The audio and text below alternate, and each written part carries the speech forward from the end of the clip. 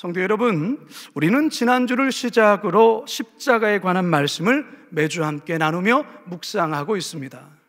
오늘은 십자가와 구원에 관한 말씀을 여러분들께 전하려고 합니다. 바라기는 오늘 선포되는 말씀을 통해 다시 한번 십자가를 통해 이루신 예수님의 기가 막힌 구원의 역사를 새롭게 경험하는 은혜의 시간 되기를 주님의 이름으로 축원합니다. 첫 번째 따라 하시겠습니다. 사람마다 구원을 갈망합니다. 오늘 우리가 대하는 이 요한복음 3장은 니고데모라는 한 인물이 늦은 밤 예수님을 찾아와 자신의 고민을 상담하며 예수님과 대화 속에 진행되는 본문이라 할 수 있겠습니다. 우리 3장 1절을 한번 읽어볼까요? 시작. 그런데 바리새인 중에 니고데모라는 사람이 있으니 유대인의 지도자라. 아멘. 본문은 먼저 니고데모라는 사람을 소개하고 있습니다. 그가 어떤 사람인가? 그는 율법을 철저히 지키며 따르던 바리새인이며 또한 율법 교사임을 말합니다. 이것만이 아니지요. 그는 유대 최고의 의결기관이었던 산헤드린의 공회원이었습니다. 오늘날로 말하자면 국회의원이었다 그 말입니다. 여러분, 이 사람 나름 스펙도 괜찮고 꽤 좋아 보이지 않습니까? 나름 성공한 사람이라 할 수 있을 것입니다. 그런데 그가 어느 날 예수님을 찾아옵니다. 그것도 캄캄한 밤 시간대 말이죠. 그가 왜 늦은 밤에 은밀하게 예수님을 찾아온 걸까? 계속해서 말씀을 한번 보기 원합니다. 3장 2절을 함께 읽습니다. 시작. 그가 밤에 예수께 와서 이르되 라삐여, 우리가 당신은 하나님께로부터 오신 선생인 줄 아나이다. 하나님이 함께 하시지 아니하시면 당신이 행하시는 이 표적을 아무도 할 수 없음이니이다. 여러분, 사실 바리새인들 사이에 예수님에 대한 경계하는 분위기가 사실 흐르고 있었습니다. 예수님을 대단히 위험한 존재로 서서히 느끼고 있었다라는 것이죠. 그러나 니고데모는 예수님에 대한 생각이 좀 달랐습니다. 예수님이 전하는 메시지가 조금은 위험스럽기는 했지만 그래도 그가 행하는 기적이나 그의 삶을 보면 그는 분명히 하나님의 사람이라는 것을 인정하지 않을 수가 없었던 것입니다. 그래서 니고데모는 솔직히 예수님을 만나서 대화를 하고 싶었습니다. 무엇보다 자신의 내면 깊은 곳에 아직까지 풀리지 않은 이 구원에 관해서 예수님의 생각을 듣고 싶었습니다.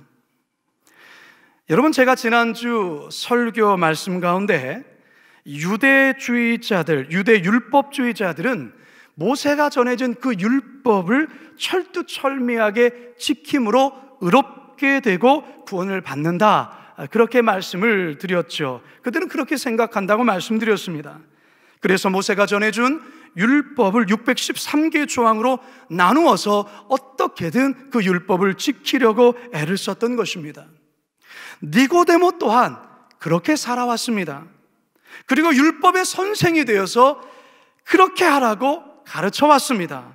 하지만 니고데모 마음속에는 자신 또한 과연 내가 구원을 받은 자인가, 여기에 대한 확신도 자신도 없었습니다. 그래서 갈등하고 고뇌하였던 것이죠. 이 구원에 대한 이 고민을 도무지 해결할 수가 없었습니다. 그래서 이 문제를 들고 늦은 밤 용기를 내어서 바리새인들이 예의주시하고 있는 그런 분위기 속이지만 이 니고데모는 늦은 밤에 예수님께 찾아왔던 것입니다. 성도 여러분, 혹시 여러분들 중에도 이 니고데모와 같은 고민을 갖고 계신 분이 계십니까? 사실 모든 인간에게는 누구 하나 예외 없이 구원에 대한 갈망이 있습니다. 진리가 무엇인지를 알기를 원하고 그 진리를 통해 이 죄의 문제에서 구원받기를 원하고 죽음의 문제에서 구원을 받기를 원하는 그 갈망이 있다는 것이죠. 하지만 대부분의 많은 사람들은 그 길을 알지 못한 채 방황하다 인생의 종착지에 다다라는 경우들이 많습니다. 여러분은 죽음 이후에 있게 될 구원에 관한 답을 갖고 계십니까? 여러분, 죄의 문제에 대해서, 죽음에서의 구원의 문제에 대해서 해결을 받으셨습니까? 혹시 현실의 문제에 너무 바쁜 나머지 지금 당장 급한 것도 아니기에 나중 가서 생각하겠노라고 저 마음 깊은 곳에 여러분들 그곳에 밀어두고 있지는 않습니까?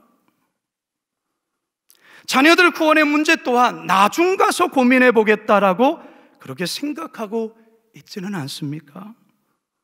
여러분, 성경은 우리들에게 이렇게 이야기합니다. 누가복음 12장 함께 읽어보도록 할까요?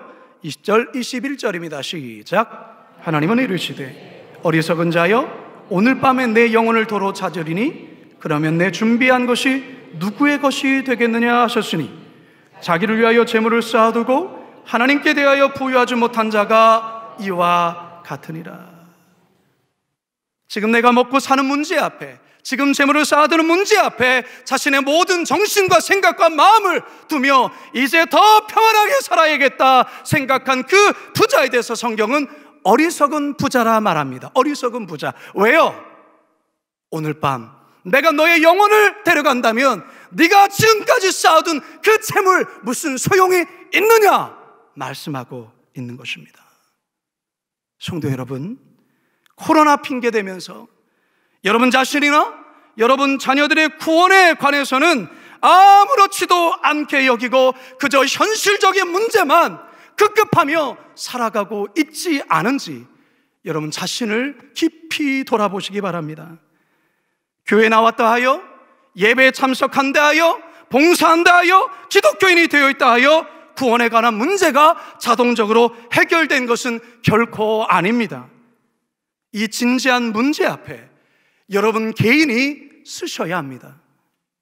혹시 여러분들 중에 아직도 죄의 문제나 죽음 이후에 구원에 대한 문제에 대해 확신이 없다면 예수님을 늦은 밤 찾아갔던 이 니고데모처럼 여러분 교구 목사님이나 또한 담당 목사님이나 또한 장로님들이나 아니면 상담을 하시는 우리 교회 상담하시는 분들이나 리더를 찾아가시기 바랍니다.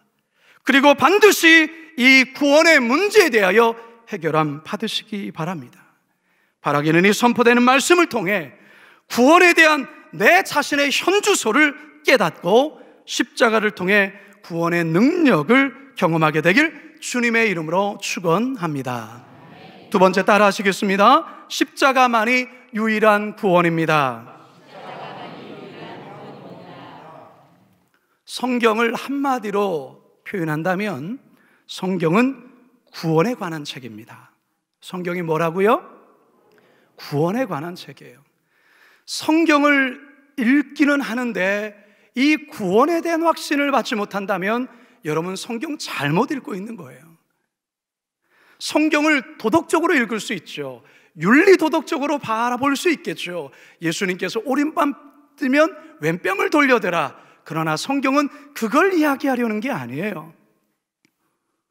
성경은 인간이 어떻게 해야 영원한 죽음, 영원한 멸망으로부터 구원을 받을 수 있는지를 알려주는 책입니다.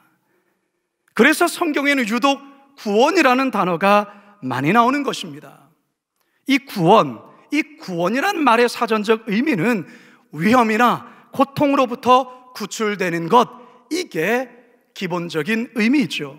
가령 여러분 집에 불이 나서 여러분이 화염에 휩싸여 죽을 그 다급한 순간에 소방대원이 극적으로 여러분의 생명을 건졌다면 구원받은 것을 이야기할 수 있겠죠. 신약 성경에서는 구원이라는 의미를 가진 헬라어 단어가 여러 개가 되는데요, 그 가운데 가장 흔하게 쓰여지는 헬라어 단어는 소제인이라는 단어예요. 이 소제인이라는 단어 속에는 병이나 귀신 들림으로부터 구출되는 것을 의미하기도 하고요, 위험이나 죽음으로부터 구원되는 것을 의미하기도 하고요, 영적 사망으로부터 구원되는 것을 의미하기도 합니다. 기독교에서 말하는 구원에 관한 정의는 여러 가지가 있습니다. 그 가운데 1차적인 구원에 관한 의미는 이것입니다. 아담으로부터 내려왔던 인간의 그 원죄의 문제와, 그리고 여러분 각자가 태어나면서 지금까지 살아오면서 여러분이 스스로 지었던 자범죄, 이 죄로 인하여 영원한 지옥 형벌을 받아야 될 우리의 영혼이 예수님의 십자가의 피공로에 의해 씻김을 받고 또한 죄에서 건짐받은 것을 가리켜 구원받았다, 이렇게 말하는 것입니다. 니고데모는 자신의 율법 교사요 세상적으로도 높은 권력을 누리고 있었지만 구원에 대해서는 자신이 없었어요. 그래서 늦은 밤 예수님을 찾아간 것입니다. 나름 자신은 어릴 때부터 율법을 지키고 율법을 철두철미하게 지켰지만 혹시나 하나 어기면 그거 지키지 않은 것이 되는 거거든요. 예수님은 니고데모와의 대화를 하시다가 갑자기 민수기 21장에 나오는 노뱀 사건을 언급하십니다. 이 노뱀 사건은 구약 민수기 21장 4절과 9절에 나오는 이야기인데요, 오랜 광야에서 지쳤던 이스라엘 백성들이 하나님과 모세를 향해 또다시 원망합니다. 이 원망병이 도진 거죠. 이때 하나님은 이 범죄한 이스라엘 백성들을 향해서 분노하시면서 불뱀을 보내어서 이 물려 죽게 하십니다. 두려움에 빠진 이스라엘 백성들이 자신의 잘못을 뉘우치며 회개하며 모세를 찾아가 살려달라고 애원하자 모세가 하나님께 중보적 기도를 합니다. 이때 하나님은 모세에게 노수로 불뱀의 모양의 뱀을 만들어서 장대에 매달라고 합니다. 그리고 물린 자는 그것을 볼 때에 그 독이 사라지게 되어지고 살게 된다라고 말씀하세요. 민수기 21장 8절입니다. 시작. 여호와께서 모세에게 이르시되 불뱀을 만들어 장대에 매달아 물린 자마다 그것을 보면 살리라. 이 노뱀 사건을 예수님께서 니고데모에게 이야기하시면서 이 사건은 이제 곧 자신을 통해서 이루어지게 될 사건이라 말씀하세요. 다시 말해 예수님 자신이 이 노뱀과 같이 십자가에 매달려 죽게 될 것인데 바로 그 십자가가 구원의 방법이다 말씀하고 계신 겁니다. 14절에서 15절입니다. 시작. 모세가 광야에서 뱀을 든 것 같이 인자도 들려야 하리니 이는 그를 믿는 자마다 영생을 얻게 하려 하심이니라. 저는 한때 이런 의문이 좀 있었어요. 어떤 의미냐면, 여러분 하나님께서 세상을 무엇으로 창조하셨어요? 말씀으로 창조하셨잖아요. 말씀으로. 말씀하여 이르시되 빛이 있으라. 그렇다면 하나님께서 인간의 죄를 사하시고 구원하시는 문제 또한 아니 말씀으로 하실 수 있지 않았을까? 그런데 왜 굳이 당신의 아들 예수 그리스도를 이 땅에 보내셔서 그를 십자가라는 그 참혹한 형벌로 죽게 하시면서 꼭 이 구원을 이루셔야 했을까? 그게 저에게는 의문이었어요. 사실 오늘날 유대인들이 예수님을 메시아로 인정하지 않거든요. 그 이유 중에 하나가 예수님이 십자가에 매달려 죽었기 때문이라고 이야기를 해요. 무슨 말이냐면 율법에는 나무에 달린 자는 하나님께 저주를 받은 자라 그렇게 쓰여 있어요. 신명기 21장 23절 하반절 함께 읽습니다. 시작. 나무에 달린 자는 하나님께 저주를 받았음이니라. 따라서 하나님께 저주를 받은 자가 어떻게 메시아가 될 수 있으며 인류의 구원자가 될 수 있느냐? 말이 안 된다. 그런 생각을 했던 것이죠. 그런데 이와 같은 그들의 질문에 대해서 사도 바울이 갈라디아서를 통해서 이렇게 설명을 합니다. 갈라디아서 3장 13절입니다. 시작. 그리스도께서 우리를 위하여 저주를 받은 바 되사 율법의 저주에서 우리를 속량하셨으니 기록된 바 나무에 달린 자마다 저주 아래 있는 자라 하였음이라. 아멘. 여러분, 하나님은 말씀으로 분명히 구원을 이룰 수 있습니다. 그런 능력이 있습니다. 하지만 그 방법 쓰지 않았습니다. 십자가로 굳이 구원을 이루신 이유는 우리를 향한 그분의 한없는 사랑을 나타내 보여주기 위함이라는 것입니다. 무슨 말이냐면 십자가를 통하여 그의 아들이신 예수 그리스도를 못 박으셨던 그 이유는 죄가 얼마나 끔찍한지를 우리 하나님은 만인들에게 보여주시기 위함이라는 것입니다. 죄가 이토록 무섭다라는 거예요. 죄라는 것이 하나님의 아들까지도 십자가에 매달아 죽일 수 있다는 것을 보여주기 위함이라는 것입니다. 또 한 가지는 죄를 범한 자는 저주를 받아 저렇게 죽어야 하는데 그 저주를 누가 대신 받았다고요? 하나님의 아들이신 예수가 대신 받아 죽었다라는 것을 만인들에게 친히 보여주시기 위함이라는 거예요.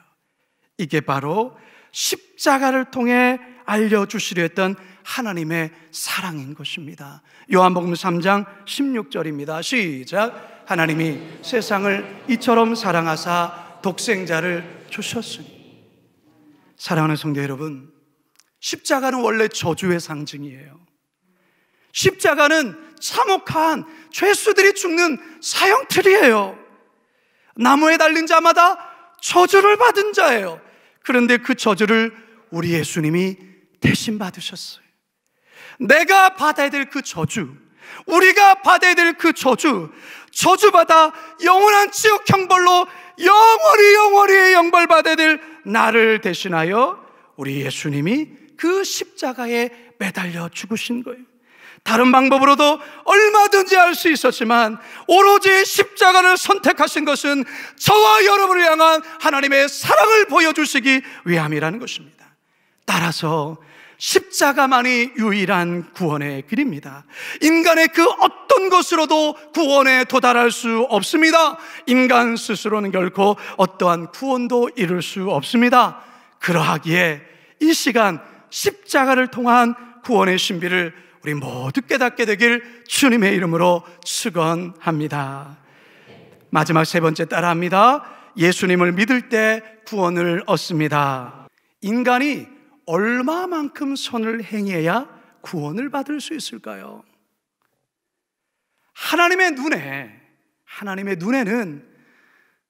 하나님의 눈에는 모든 인간이 죄인이라는 거예요. 죄인이라는 것이죠. 여러분, 비행기를 타고 한번 공중으로 올라가시면서 땅 밑을 바라보세요. 처음에는 사람과 자동차가 크기가 다르고 빌딩과 다르다가 계속 올라다 보면 다 똑같은 점으로 보여요. 점으로.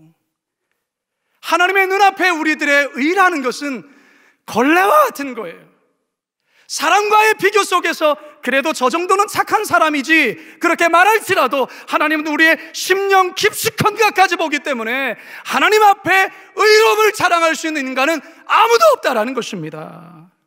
그래서 성경은 구원에 관해서 아주 단호하며 명확하게 이렇게 말씀하세요. 사도행전 4장 12절 시작. 다른 이로서는 구원을 받을 수 없나니 천하 사람 중에 구원을 받을 만한 다른 이름을 우리에게 주신 일이 없음이라 하였더라. 성경은 다른 이로서는 결코 구원에 도달할 수 없음을 선언합니다. 그리고 우리가 예수 그리스도를 구주로 믿을 때 구원을 얻는다고 말을 해요. 나의 어떤 행위와 나의 어떤 노력이 아니라 하나님께서 이루신 그것을 내가 받아들이고 인정하며 믿을 때라는 것입니다. 다시 말해 십자가에서 나의 죄를 대신하여 죽으신 예수 그리스도를 믿음으로 구원은 얻는 것입니다. 요한복음 3장 16절과 18절입니다. 시작. 하나님이 세상을 이처럼 사랑하사 독생자를 주셨으니 이는 그를 믿는 자마다 멸망하지 않고 영생을 얻게 하려 하심이라. 그를 믿는 자는 심판을 받지 아니하는 것이요 믿지 않은 자는 하나님의 독생자의 이름을 믿지 아니함으로 벌써 심판을 받은 것이니라. 계속해서 강조하는 것이 무엇이라고요? 그를 믿는 자마다 믿음을 강조하고 있습니다. 성도 여러분, 불뱀에 물려 독이 퍼져 죽어가는데 장대에 매달린 노뱀을 보며 산다는 게 가당키나 한 말일까요? 과학적으로, 의학적으로, 상식적으로, 합리적으로 이게 맞는 말입니까? 맞지 않지요. 독뱀에 물려 죽어가면 빨리 독을 빼내야 되고 약을 발라야 사는 것이겠죠. 그런데 하나님은 장대에 매달린 노뱀을 쳐다보면 산다고 하신 거예요. 그러나 여전히 이것이 의심스럽고 어떻게 그게 본다고 해서 살 수 있어? 무시한 사람은, 노뱀을 쳐다보지 않은 사람은 독이 퍼져서 죽었어요. 하지만 이해는 되지 않지만, 과학적으로 이해가 되지 않고 합리적이지는 않지만 하나님의 말씀이기에 그냥 믿고 본 자는 어떻게 되었을까요? 살았습니다. 21장, 민수기 21장 9절입니다. 시작. 모세가 노뱀을 만들어 장대 위에 다니 뱀에게 물린 자가 노뱀을 쳐다본 즉 모두 살더라. 성도 여러분, 예수를 믿는다고 어떻게 영생을 얻을 수 있을까? 어떻게 구원을 얻을 수 있을까? 뭔가 우리도 좀 착한 일도 하고 공덕도 좀 쌓고 더 많은 수행도 해야, 그래야 구원을 얻는 것이 아닐까? 여러분, 성경은 분명히 말씀합니다. 그를 믿는 자마다 영생을 얻게 하려 하심이라. 왜 그렇습니까? 구원은 어떠한 인간의 공로와 행위로 얻을 수 있는 것이 아니기 때문에 그렇습니다. 여러분 자신을 보면 아시잖아요. 여러분 자신을 보시면, 우리가 새해에 그렇게도 다짐하고 그래 그렇게 살아보리라. 그리고 성경에서 말하는 죄의 기준은 단지 행위적인 것만이 아니라 여러분의 생각과 마음속에 있는 동기까지도 죄라고 말하는 거예요. 여인을 보고 음욕을 품는 자는 이미 간음했다고 하는 것이고요, 마음속에 미움을 품고 살인하고 싶은 마음을 가진 자는 이미 살인죄를 저지른 거예요. 어떤 자가 자신의 선행음으로 구원을 얻을 수 있겠다 그 말입니까? 절대로 얻을 수 없는 것이죠. 그래서 하나님의 은혜로 얻는 거예요. 은혜로 얻는 거예요. 그런데 많은 사람들이 착각하는 경우가 있어요. 그냥 얻으니까 값싼 은혜로 아는 거예요. 값싼 은혜. 여러분, 값싼 게 아니에요. 도무지 값으로 환산할 수 없기에 하나님께서 우리에게 그저 주신 거예요. 그래서 하나님의 이 구원의 은혜를 하나님의 선물이라 말하는 거예요. 에베소서 2장 8절입니다. 시작. 너희는 그 은혜에 의하여 믿음으로 말미암아 구원을 받았으니 이것은 너희에게서 난 것이 아니요 하나님의 선물이라. 이제 저는 말씀을 마치려 합니다. 찬송가 149장 주 달려 죽으신 십자가 가사를 보면 이렇습니다. 주 달려 죽은 십자가, 우리가 생각할 때에 세상에 속한 욕심 헛된 줄 알고 버리네. 죽으신 구주밖에는 자랑을 말게 하소서. 보혈의 공로 힘입어 교만한 마음을 버리네. 못 박힌 손발 보오니 큰 잡이 나타내셨네. 가시로 만든 면류관 우리를 위해 쓰셨네. 온 세상 만물 가져도 주 은혜 못다 갚겠네. 놀라운 사랑 받은 나 몸으로 재물 삼겠네. 여러분, 세상에서 가장 불쌍하고 억울한 사람이 어떤 사람인 줄 아세요? 평생 써도 못 쓸 돈을 모으기는 했는데 그거 한 푼도 못 쓰고 쓰는 사람, 그게 세상에 가장 불쌍하고 억울한 사람이에요. 그런데요, 이보다 더 억울하고 불쌍한 사람이 있어요. 평생 교회를 다니고 설교도 듣고 종교 안에 기독교인이라고 쓰지만 정작 자신은 십자가를 통한 구원의 능력을 믿지 않다가 결국 구원받지 못하는 자, 세상에서 가장 불쌍하고 가장 억울한 사람이에요. 저는 오늘 이 예배에 참여하고 있는 여러분들이 이러한 불쌍하고 억울한 사람이 되지 않기를 주님의 이름으로 축원합니다.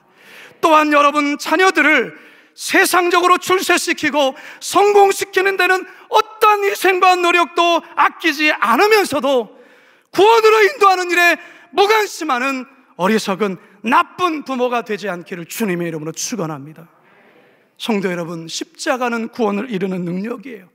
십자가에는 나를 향한 하나님의 구원의 열심이 담겨져 있어요. 따라서 나를 위해 십자가로 이루시니 구원의 은혜를 늘 감격하며 주님 앞에 서는 그날까지 십자가 붙들고 구원의 길, 생명의 길 온전히 걸어가시는 저와 여러분 되길 주님의 이름으로 축원합니다.